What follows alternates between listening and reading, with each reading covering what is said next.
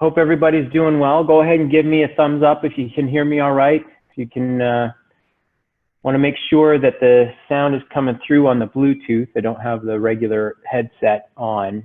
This is our Bryan University studio gym. Not a huge gym, but we use it quite a bit. We got 2 Monster Rogue racks. You can see we got the, the plate stacks over there. Stacks are over there, and we've got some sand bells at the bottom of the monster racks to help keep them into the ground. You see some suspension trainers hanging off there, your TRXs. Bumper plates are what we have with our racks.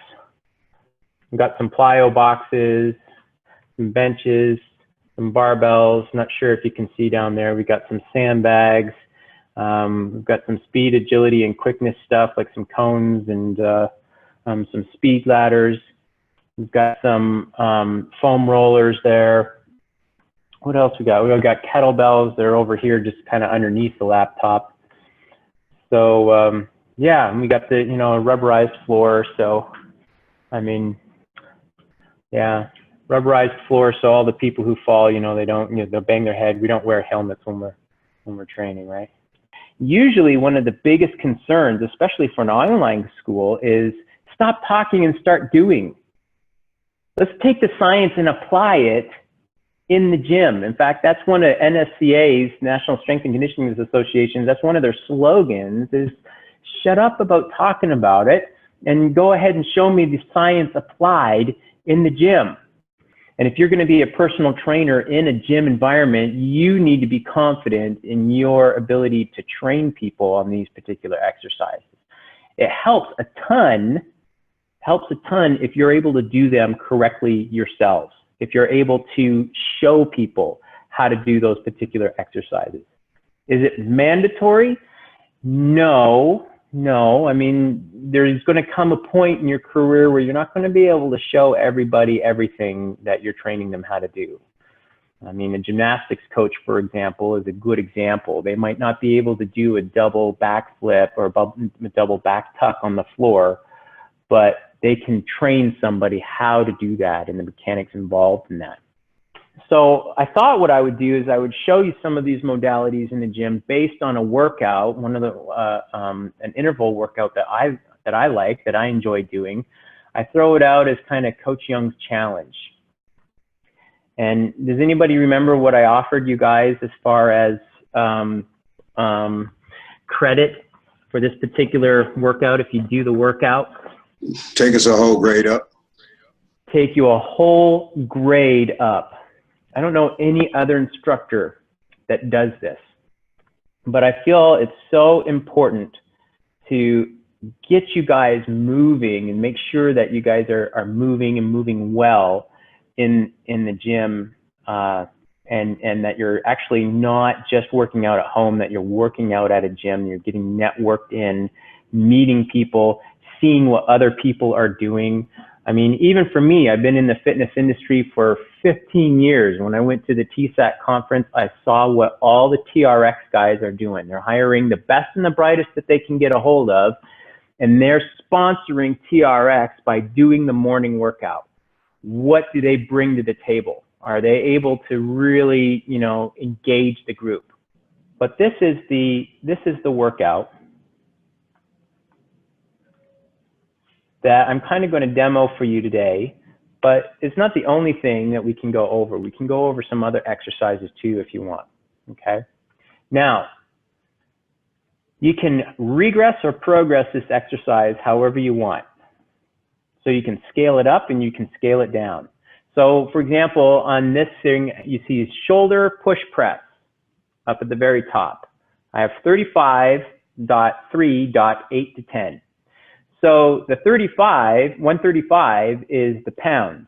That's the resistance weight. The 3 is the number of sets, and 8 to 10 is what? Reps. How many times you're going to do it? The repetition. Very good. So the first one is a shoulder push press. Now there's a difference between a push press and a regular static press. And then there's also a push jerk. Has anybody ever heard of a push jerk? Just give me yes or no's. No. No? Okay. So a push press, or sorry, a regular shoulder press, okay? Shoulder press, my body is pretty much static.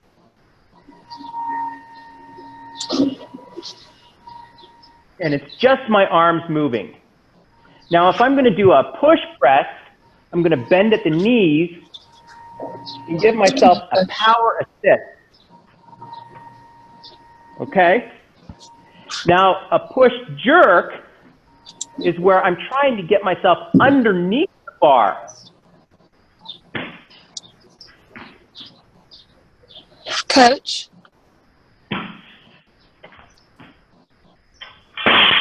Yeah. How many pounds do you suggest if you've never done any of these exercises before? 10 pounds, 20 pounds. You can do them with dumbbells, okay? Just a barbell. Or just the barbell. So the ones that I have on here is the plyo chin-up. And they look like this.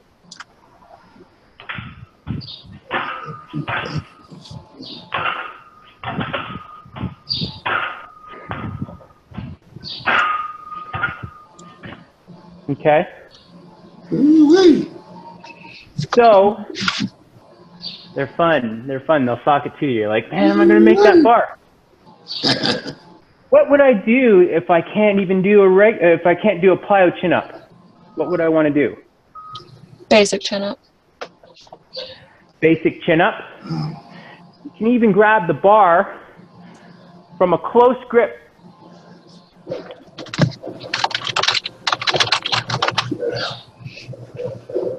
Okay. You can do the underarm, close grip. If you can't do that,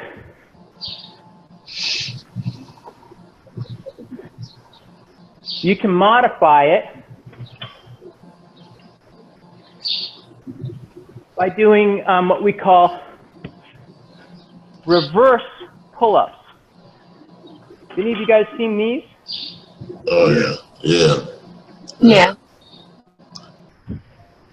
And you can always use them with the TRX too, right? That's a good comment. Using the TRX for that.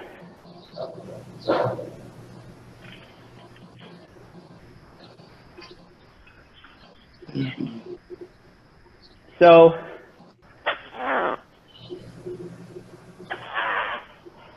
with the TRX, it's much, much easier to find your point of difficulty just by using gravity.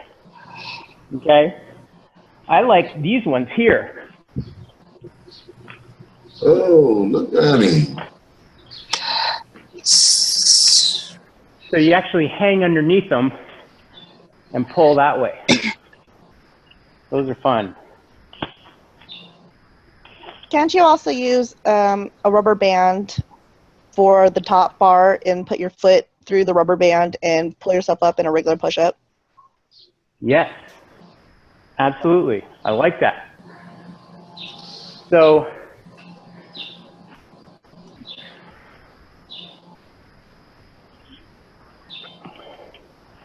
I'm not seeing any big ones here. So obviously you'd use something thicker than this, but you can use the J cup, depending on the length of the band, kind of thing. Yeah. Okay. Or you can wrap it around up here and have it hang down. Okay. I just saw YouTube the other day of somebody that was going quantifiable on doing a one-arm chin-up. And is they'll attach like a plate to a band, and they'll throw it over the bar, or not a band, but TRX. And what they'll do is they'll have the weight down here on one side, and when they pull on it, it's like a pulley system, and then they use the other hand so that they're doing a one-arm sit-up. But they're able to tell how much weight the other hand is helping because they're able to see what the plate is, like the weight on the plate. If you're using a rubber band, it's hard to identify what weight the rubber band is assisting you with. A lot of these gyms, don't they have the assisted pull-up machine when you place your knees on there? Yep. Yep. Now, the other thing that you can do, the old school method of learning a chin-up, is to do negatives. Okay? We call those eccentric. So what you would want to do, and you can, again, use the J-cups for this, is you can step on the J-cup. So you're here, and you slowly lower yourself down.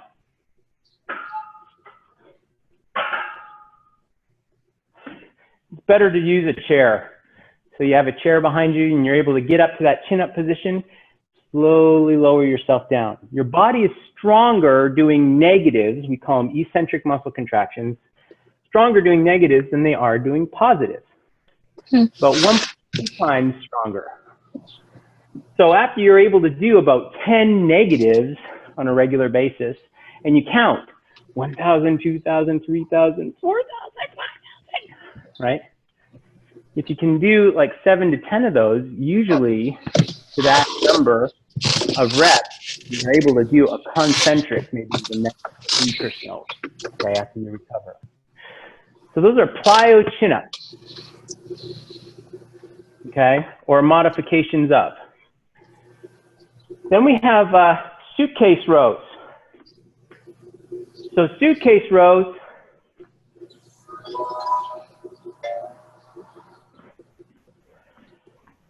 they look like this.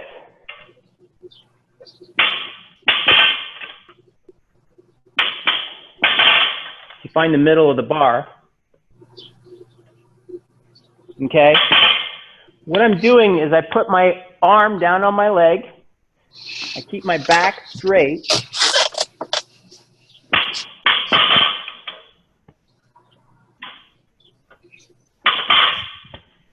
And I'm lifting the bar up that way.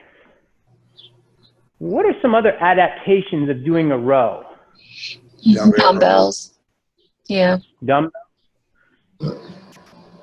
Keep in mind, I showed you one arm, the one-arm suitcase row. You do wide rows. A regular row. Yeah, or narrow. Called bent over rows.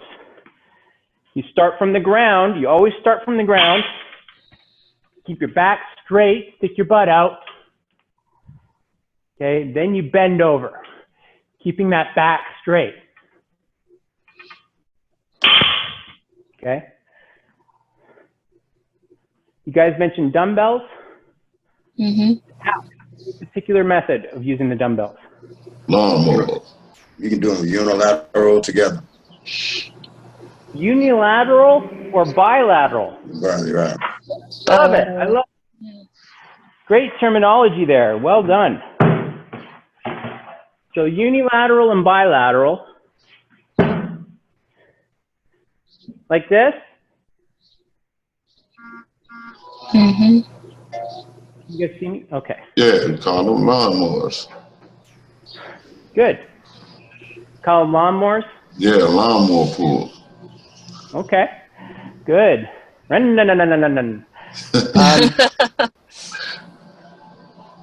So, single arm row. Okay. Why didn't I do those in the first place? I started out with a single arm row called suitcase row. Why didn't I just go and use the dumbbells? Choices. Choices, yeah. Well, I wanted to show that, especially for the gentlemen, because a lot of times the dumbbells only go up to 50 pounds in a lot of gyms, right? That's the case here in this gym. We got a 50-pound dumbbells, the heaviest we go. So you're not able to really do dumbbell bench press. You're not able to do dumbbell rows because they're not heavy enough. So I was showing you a method that you can use the barbell for your rows as well. Okay, and that's old school. That's going old school into it. And a lot of times there's no school like the old school. A lot of times. Yeah. Even if you go back into like the 1956 Olympics weightlifting, Olympic weightlifting, if you go to the Olympics, 1956, their technique is the same as we're doing today. A lot of things are very, very similar. They're bringing that bar into the hip. You know, that's the main point of your Olympic lifts. So we got suitcase rows here. They're going to be working our middle trapezius and our latissimus dorsi and our rear deltoid. Then after suitcase rows, we've got plyo push-ups.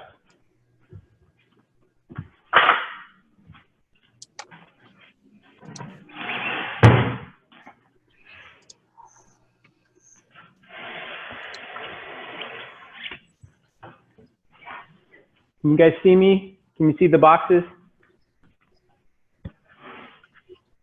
Yes, Yeah. no?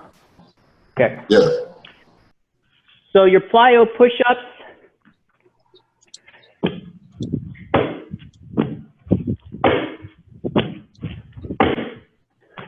okay? With your plyometric, what you're doing is you're doing a negative immediately followed by a ballistic positive. Okay, so we call it an eccentric muscle action that's negative, where I'm slowing myself down. So I'm falling off of those boxes, I'm catching myself on the ground, I'm trying to slow myself down with pectoralis major being the target muscle. And then before I hit the ground, I amp up my nervous energy to those muscles and like as much as I can so that I can actually reverse polarity. Instead of doing a negative deceleration, I'm doing a concentric positive acceleration.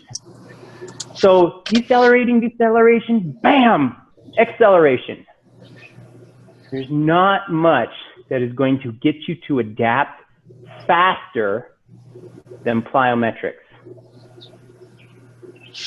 There's not much out there that will get you injured faster than plyometrics. You have to be careful, okay?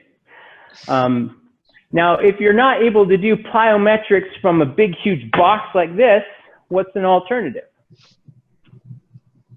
Wall? Do plyometrics on something lower, like a couple plates, okay? Or what are some other ways to do a push-up, you guys? Can you do it on the wall? You can do it on the wall. Do it on the wall. Yeah. On the chair. On the Yeah. chair. On a chair. There you go, on the chair. Okay? And do the one arm. Okay? So there's all sorts of different ways that you can do that. Okay? So plyo push-ups. So after plyo push-ups, box jumps. Okay? Box jumps, it can be plyometric. Okay? I like them this way. Oh.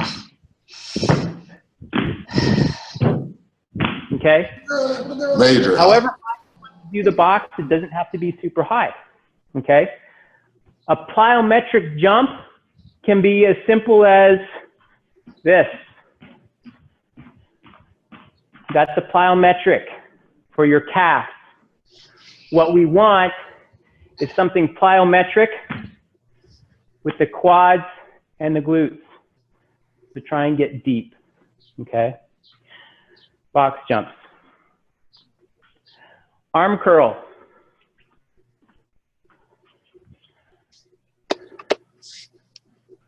So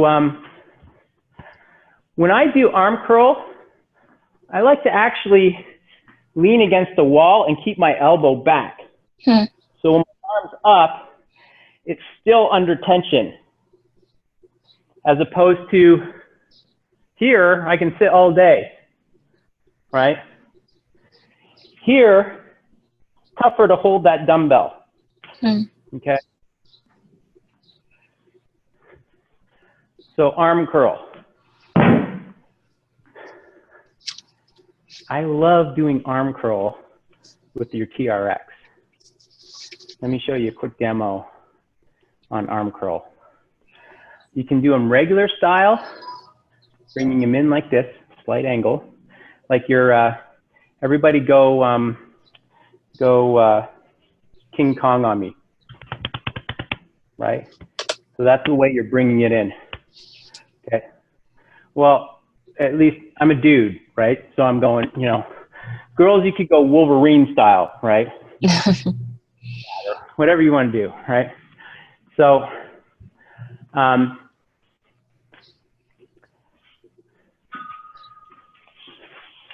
so again, you're using the gravity, bring on the resistance. Can you guys see? Okay. So I'm here.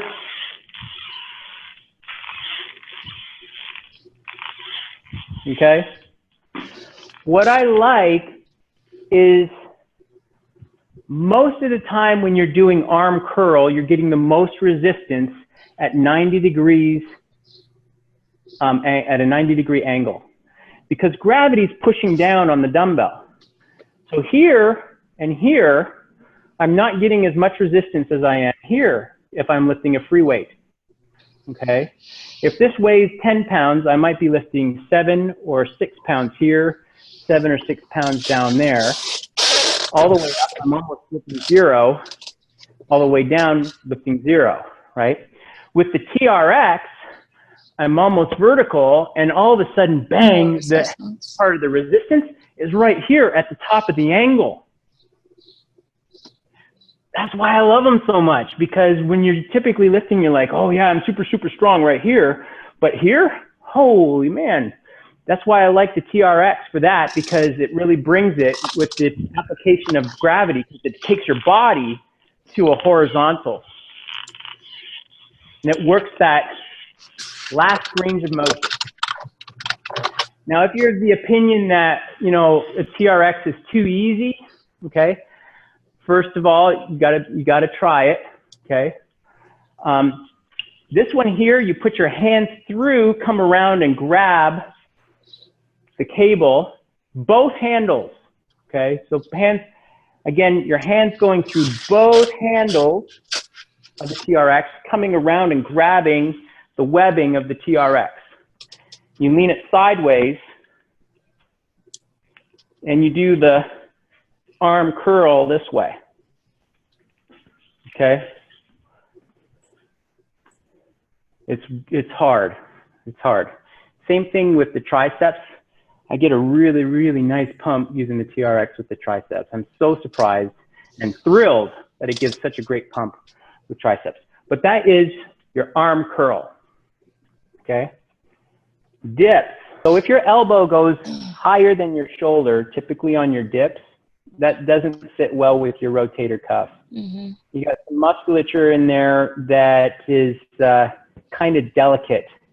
Your teres minor, your subscapularis, your supraspinatus, your infraspinatus, they're all kind of delicate in and around that, your clavicle and your scapula back there. You want to be careful. Just make sure elbow goes in line with shoulders on that. What I like to do,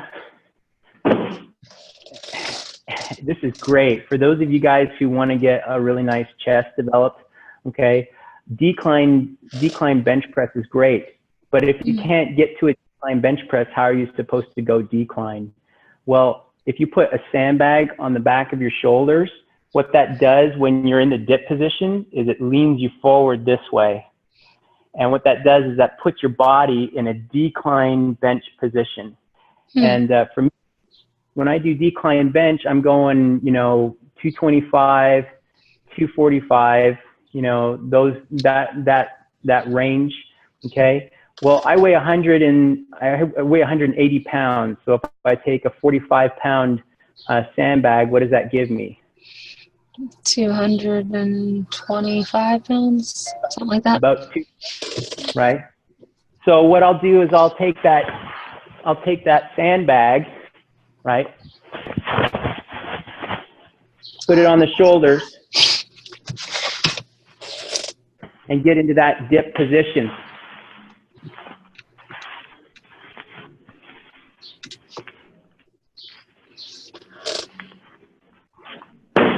Okay, bam. Modifications for dips. Again, dips are excellent. Do you know what our country really needs to do lots of? Crab walk. You guys ever play crab? Crab walks are killer. Yeah, adults hate crab walk.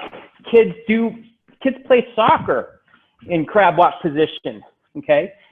Dips are gonna build those crab walk muscles, okay? I used to do them all the time with my boot campers, and every time when I'd say crab walk, I'd hear everybody groan, all right? That's how you know you're getting somewhere. And people are like, no! So you can do your dips this way, okay? I prefer to use 3 chairs. That way I can get my arms spread out to the side here, right? You can do dips this way, okay? You can use the TRX to do your dips. There's ways that you can make TRX super hard for doing dips. Really? You can make it super easy for doing dips. So with a TRX, I can lean back this way here. Oh. Right? If I have 2 TRXs, man, I don't even know if I can do it with the two TRXs. Have to see. But basically what you do is, and I know I'm fighting against time, so I'm going to do these quick.